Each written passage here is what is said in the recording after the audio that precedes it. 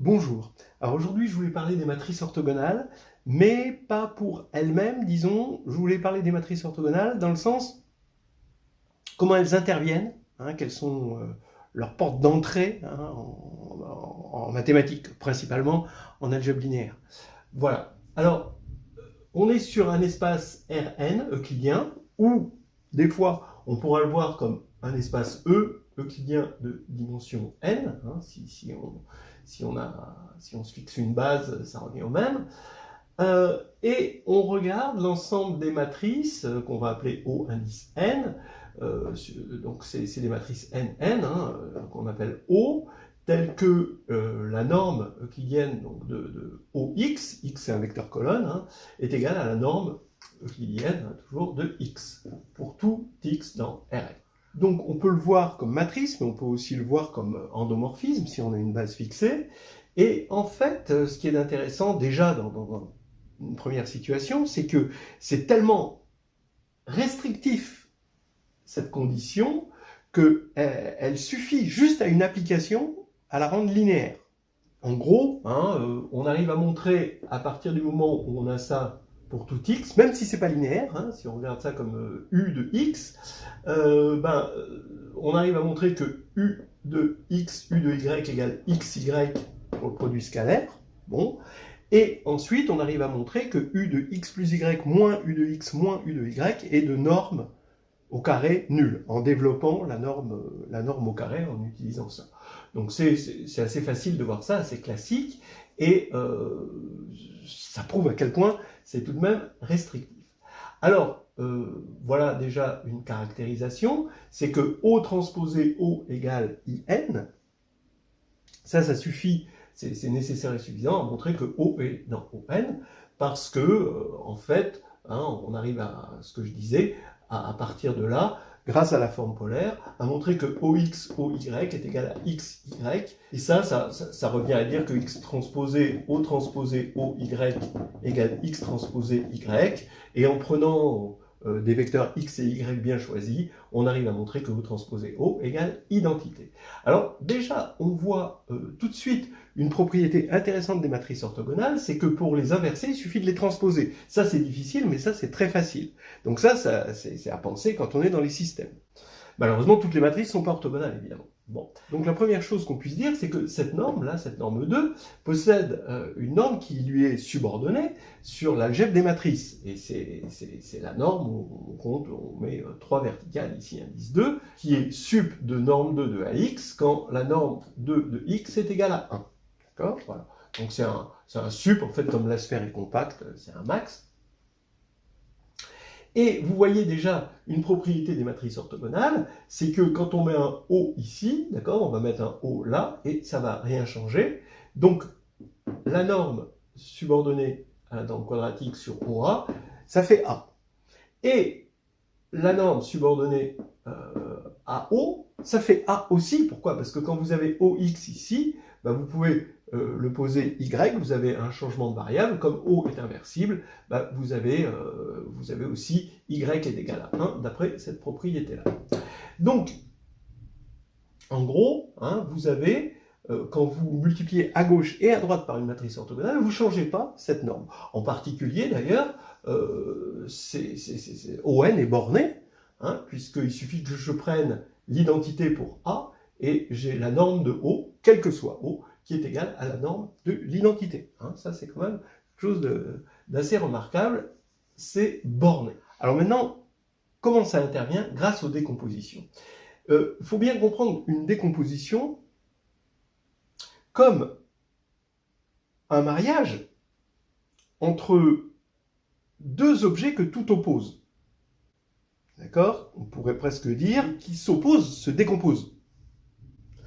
Regardez, toute matrice de Mn de R va se décomposer de façon unique si elle est dans GLN, mais pas unique évidemment en général, mais va se décomposer en O fois S. Alors O c'est une matrice orthogonale et S c'est une matrice symétrique positive. En quoi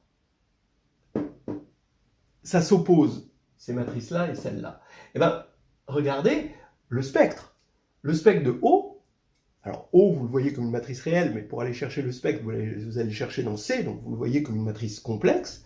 Et en regardant ça comme une matrice complexe, bien sûr, il faut prolonger Rn euclidien en Cn hermitien, hein, c'est facile, hein, quand on a la norme canonique, hein, par exemple de Rn, somme des xi carrés, la norme au carré, vous en faites une norme hermitienne avec somme de module de xi carré, hein, ça c'est facile. Et là, on voit facilement que le spectre de O, ce sont des éléments complexes de module 1. Donc des éléments de la forme exponentielle de iθ. En revanche, le spectre de S, comme c'est symétrique positif, c'est dans R+.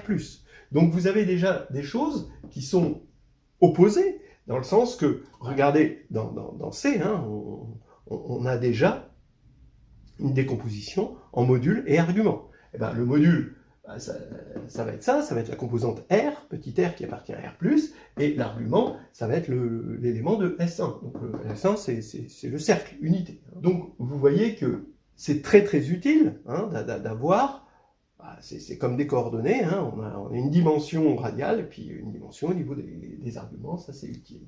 On a aussi la fameuse décomposition QR, où c'est Q qui est dans ON, et R qui est triangulaire supérieur avec des réels strictement positifs sur la diagonale. En quoi cette décomposition décompose ce qui s'oppose? C'est que Q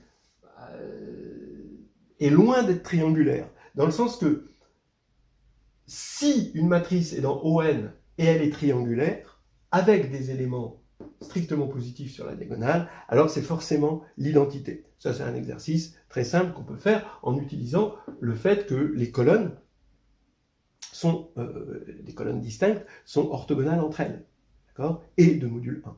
Donc là, c'est vraiment facile à voir, et donc ça, c'est vraiment complètement opposé à ça, hein. Il y a très peu d'intersections, juste l'identité. Voilà. Alors, ça va être utile, et ça va être un bon moment d'intervention des matrices orthogonales. On a dit que Q orthogonale s'inversait très facilement à cause de ça, mais R est triangulaire, ça s'inverse très facilement. Donc ça va s'inverser très facilement. Donc, ça veut dire que toute matrice, alors là c'est pour les matrices inversibles, hein, on va prendre les matrices inversibles, vont pouvoir s'inverser. On insistera surtout sur les applications de la décomposition polaire, cette décomposition OS, parce que S peut s'écrire en plus P fois D fois P-1 avec P orthogonal. Ça, c'est ce qu'on appelle le théorème spectral. Et on peut se payer le luxe, étant donné que D est diagonale réelle, hein, d'écrire D comme une diagonale avec lambda 1, lambda n, et d'ordonner les lambda i, parce que voilà, comme ils sont réels, R est un corps ordonné, et ça, on ne va pas s'en priver, et avec supérieur à 0 à la fin, hein, tout ça c'est positif, parce que ce sont des matrices symétriques positives. Alors ça, c'est quand même quelque chose d'intéressant. Le P, évidemment, n'est pas unique pour S donné, mais par contre, le D va être unique, hein, parce que c'est le spectre qui a été ordonné. Et le spectre, évidemment, il est unique. Vous remarquerez au passage, et ça c'est important, que P-1, puisque P est dans ON, est égal à P transposé. Ça veut dire que D est à la fois congruente et semblable à S, et justement, on peut jouer sur les deux tableaux. C'est là une spécificité de ON qui est absolument remarquable. On peut donc aller plus loin quand on part d'une matrice ici de GLN de R, ou même de Mn de R, sauf qu'on n'aurait pas l'unicité ici, donc on prend une matrice de Mn de R, et là, on va décomposer en OS, puis S en P, D, P-1, ce qui nous fait que A va se décomposer en une matrice de ON, O fois P, d'accord, une matrice diagonale, et une matrice, ici, encore de ON. Parce qu'il y a quelque chose que j'ai oublié, qui est quand même important, que je voulais dire un peu plus tard, mais bon, là, c'est le moment de le dire, c'est que ON est un groupe, donc il est stable par inversion, et il est stable par multiplication, et on se sert de tout ça là-dedans. Pour montrer que c'est stable par inversion et par multiplication, bon, pour montrer que c'est stable par inversion et par multiplication, il suffit de revenir au point de départ, et vraiment, ça pose aucun problème. Alors là, ici, ça ressemble à quelque chose qui est très utile en statistique et qui a un champ d'application énorme en analyse numérique. C'est ce qu'on appelle la décomposition en valeurs singulières. Si A est une matrice carrément rectangulaire, donc elle est rectangulaire à petit m ligne et n colonnes, on sur R ou sur C, hein.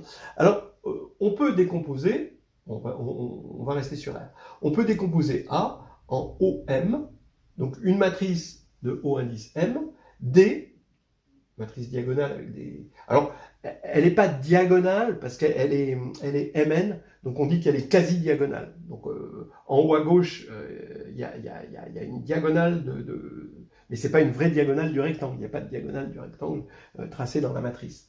Mais bon, on a compris ce que ça veut dire que la matrice est comme ça et on va avoir une diagonale comme ça. Bien, et ON1, d'accord, ici à droite, un élément de ON. Voilà, alors ça, toujours pareil, avec D qui est unique, si on ordonne bien les valeurs réelles, et OM, ON, pas unique. Hein, voilà. Alors ça, c'est quelque chose, bon, on y reviendra, qui est assez important. Alors bien sûr, géométriquement, c'est important d'avoir des matrices de ON, parce que ce sont des matrices de passage entre deux bases orthonormées.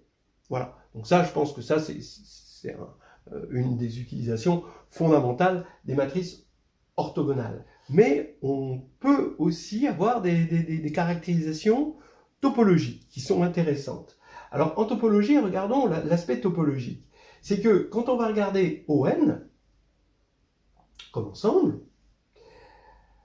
plonger dans Mn de R, qui est un espace pour la topologie de la norme, voilà, de R, de n'importe quelle norme, elles sont toutes équivalentes, eh bien ON est compact. Alors on a vu qu'il était borné, bon ça n'est pas de problème, mais il est compact, c'était parce qu'il est fermé. Il est fermé parce qu'on a une application continue qui a M associe M transposé M, qui va de Mn de R dans Mn de R, et ON, c'est juste phi-1 de l'identité d'après cette caractérisation-là. Alors attention, beaucoup de gens font l'erreur de dire ah ben ON, c'est l'image réciproque de 1 pour le déterminant, ou de 1 moins 1 pour le déterminant.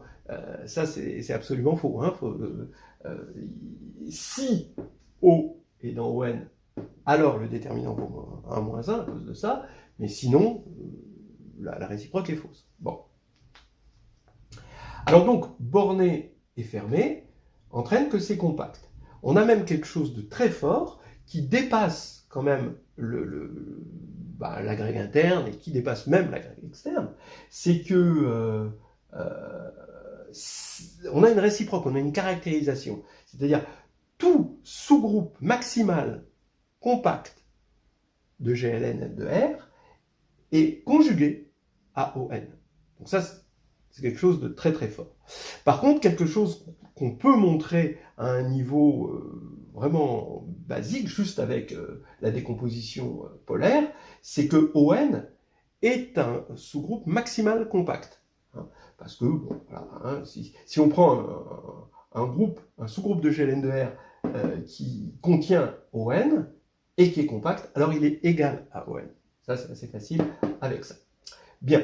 Alors, on a vu donc que ON est compact, hein, et c'est même une caractérisation, même si la preuve est un petit peu hors d'atteinte, hors de portée.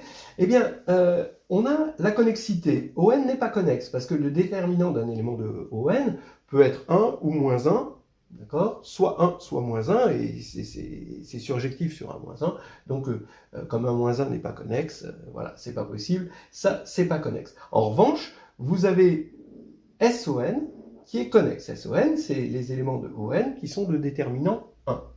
Alors pourquoi c'est connexe? Bon, ça c'est une vieille histoire qui dit que si O est une matrice de SON, alors O est semblable à une matrice comme ceci. Alors ça c'est quoi comme ceci? Donc c'est semblable, et même orthogonalement semblable. Ici, vous avez ici des matrices de rotation.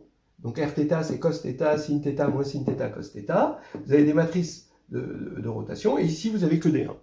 Alors ça, généralement, ça se démontre déjà en utilisant le fait que les valeurs propres de ON dans C sont justement dans S1, hein, sont de la forme exponentielle de Iθ, et comme c'est des matrices réelles, elles vont se regrouper en exponentielle de Iθ et exponentielle de moins Iθ, ce qui va pouvoir nous permettre d'avoir des rotations ici. Ça prouve que c'est connexe, parce qu'ici, ben, vous avez toujours la vieille astuce qui consiste à mettre un t ici, Rtθ, ici vous mettez t, et pour t égale 1, vous avez Rθ, pour t égale 0, vous avez l'identité, et pour tout t, vous avez des matrices ici, vous avez des matrices de SON. Donc ici, vous avez des matrices de SON, et ça vous fait, en rajoutant un t ici, bon, c'est pas la peine de mettre des choses ici, alors ici, et t ici plutôt, eh bien, vous allez avoir un chemin hein, entre votre matrice, pour t égale 1, O, et l'identité. Parce que pour t égale 0, vous allez avoir P fois ici, pour t égale 0, vous allez avoir 1, 0, 0, 1, et là, vous allez avoir la matrice identité, et P, P-1, ça fait l'identité. Donc, vous avez un chemin qui reste dans SON, et SON est connexe. Ça, c'est super important.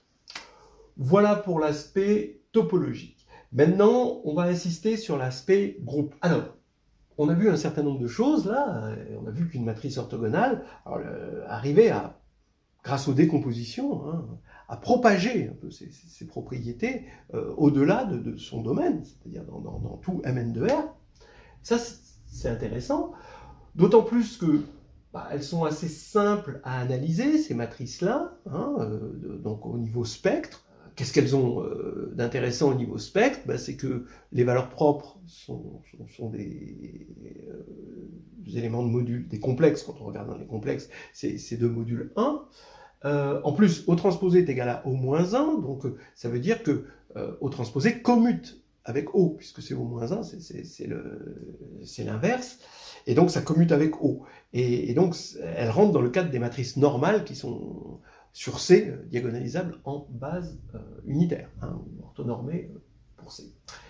Voilà, on a vu aussi qu'elle représentait, hein, en tant que groupe, ça représentait la compacité hein, dans le monde de la topologie des sous-groupes de GLN de R. Donc ça, c'est encore quelque chose d'intéressant. Maintenant, on va regarder plus précisément ON en tant que groupe. Alors déjà, ON en tant que groupe, on peut se demander générateur. Bon, alors il y a un système de générateurs, ce sont les réflexions orthogonales, hein, et ça se montre de façon classique avec ce qu'on appelle des ajouts d'invariants. On prend un élément, une matrice orthogonale, et si c'est l'identité, c'est bon. Si c'est pas l'identité, on va pouvoir la composer avec une réflexion qui va avoir plus d'invariants. Et on arrive à montrer comme ça qu'on peut composer par des réflexions de sorte à obtenir une matrice orthogonale, de sorte à obtenir à la fin un nombre total d'invariants, donc un nombre max d'invariants, c'est-à-dire l'identité. Voilà. Alors ça permet de voir que ON est engendré par les réflexions orthogonales et SON engendré par les retournements. Ça, c'est des choses assez classiques. Donc voilà pour les groupes. Maintenant, il y a une caractérisation de ON qui est intéressante, c'est que ON, c'est l'ensemble des P tels que P transposé égale IN. C'est ce qu'on avait vu à partir de là. On avait mis la transposée ici, mais ça revient au même. Donc ici, ça veut dire que ON est le stabilisateur de IN pour une action qu'on reconnaît bien, qu'on appelle l'action par congruence. Alors ça, c'est important parce que l'orbite, pour l'action de congruence, l'orbite de IN, l'ensemble des matrices qui sont de la forme P transposée, ou qui sont congruentes à IN sur R, hein, c'est ce qu'on appelle Sn++. Ce sont les produits scalaires, hein, ce qui définit des produits scalaires. D'accord ? Et ce qui fait que donc, bien sûr, c'est de signature N0, forcément, ce qu'on appelle Sn++. Eh bien, ça veut dire, finalement, qu'on a une bijection entre Sn++ et GLN qui agit, d'accord ? C'est l'action de GLN par congruence hein, sur les matrices symétriques. Et donc, le quotient est ici, c'est ON. Donc, vous voyez que, déjà très facilement, on a que GLN quotienté par le stabilisateur ON est en bijection avec Sn++. C'est presque la décomposition polaire. Ici, GLN, en fait, si on passait ça de l'autre côté, ce qui est bon, une envie, mais attention, il y a des garde-fous, eh bien, GLN serait égal à ON, produit cartésien avec Sn++. Bah, en fait, c'est ça, c'est la décomposition polaire. Ok. Quelque chose d'intéressant de ON au niveau des actions, c'est que ON lui-même agit. C'est un stabilisateur pour une action de GLN, mais ON agit. Et il agit de façon très intéressante sur le sous-espace des matrices symétriques. Eh bien, il agit simultanément par congruence et par conjugaison. P.S, voici l'action, P dans ON, S dans Sn, c'est PS, P transposé, mais c'est aussi PS, P-1, puisque P est dans ON, et donc est égal à P-1. Et on joue sur les deux tableaux. On joue sur un tableau pour dire, ben, ça préserve ici, l'action préserve l'espace des matrices symétriques, et on joue sur ce tableau pour avoir comme invariant, parce que bon, les invariants, ça va être diagonalisable par le terme spectral, et les invariants, ça va être évidemment le spectre. Eh bien, donc les orbites, toutes les orbites, sont en bijection avec l'ensemble des lambda-i. Alors là, les lambda-i, cette fois-ci, sont réels, que l'on peut se permettre d'ordonner, puisqu'on est sur R. Hein, donc voilà déjà quelque chose d'intéressant, c'est-à-dire que deux matrices symétriques réelles vont être orthogonalement conjuguées ou orthogonalement congruentes, ce qui revient au même, si et seulement si elles ont même spectre. Ça, c'est finalement un résumé du théorème spectral dit sous forme d'action de groupe. Alors, du coup, dire action sur Sn et action sur les formes quadratiques, il n'y a qu'un pas. Et passer des formes quadratiques qui sont des polynômes homogènes de degré 2 à des coniques qui sont des polynômes de degré 2 à 2 variables, bon, là on est à 2 variables, bah, il y a un deuxième. Hein, donc ce qui nous permet ce qu'on appelle la classification des coniques, classification euclidienne des coniques. Alors on a aussi une autre action, c'est celle de OM croix ON, qui est nettement moins connue, hein, sur les matrices rectangulaires Mn, par UV.A égale UAV transposé, ou V-1, ce qui revient au même, parce que V est dans ON. Eh bien, bon, ça nous permet, bon, c'est ce qu'on appelle la réduction A est égale à UD, on a toujours, dans toutes les orbites, on a une matrice diagonale, réelle, positive, ordonnée. Hein, voilà. Et c'est ce qu'on appelle la décomposition CAC, hein, que vous pouvez trouver. Ça permet, entre autres, de faire de la compression, puisque si on remplace D par D tilde, où on prend par exemple hein, les deux premiers, c'est la compression en rang 2, hein, ça, on prend juste les deux premiers, les deux plus grandes valeurs propres, et le reste on annule, ça évite ce qu'on appelle le bruit, hein, en quelque sorte, eh bien on a une compression en gardant les valeurs les plus représentatives finalement de A. Voilà, ça c'est intéressant aussi. Voilà donc des interventions en tant que groupe. Et puis, il y a des caractérisations en tant que R et volume. Donc au départ, O était caractérisé par le fait de respecter la longueur. Mais on peut aussi respecter l'aire de rectangle, ou alors les volumes, d'accord, ou plus. Bon, eh bien, il se trouve que réciproquement, par exemple, on est sur R3. Est-ce qu'un endomorphisme qui respecte les volumes est forcément orthogonal? S'il est orthogonal, il respecte toutes les distances, donc il va respecter les volumes, ça on s'en doute. Mais réciproquement, eh ben, en dimension 3, non. N'importe quelle matrice de SL3, puisque les volumes sont transformés par un endomorphisme par le volume fois le déterminant en valeur absolue, ça veut dire que si on est dans SL3, ou même si on a une matrice de déterminant -1, donc si on a une matrice de déterminant 1 ou -1, ce qui constitue un groupe en soi, eh bien, on préserve les volumes. Or, ce qu'on a dit tout à l'heure, le fait d'avoir un déterminant 1 ou moins 1 n'implique pas qu'on est dans ON. Ça, c'est important. En revanche, en dimension 3, si on respecte les longueurs, ben, on est dans ON, ça c'est évident, et si on respecte les aires, aussi. Mais si on respecte les volumes, ben non. Et en général, si on appelle des M volumes, des volumes d'objets qui ont une dimension M à l'intérieur d'un espace de dimension N, et si on regarde un endomorphisme qui respecte la notion de M volume, alors, si M est strictement plus petit que N, compris entre 1 et N, pour un M fixé, pas pour tout N, pour un M fixé, mais à condition qu'il soit différent de N, alors on peut montrer que U appartient au N. C'est aussi une caractérisation des endomorphismes orthogonaux. Voilà, ça fait quelque chose d'assez copieux, et dans un deuxième temps, on va regarder des applications concrètes sous forme d'exercices qui font intervenir les matrices orthogonales.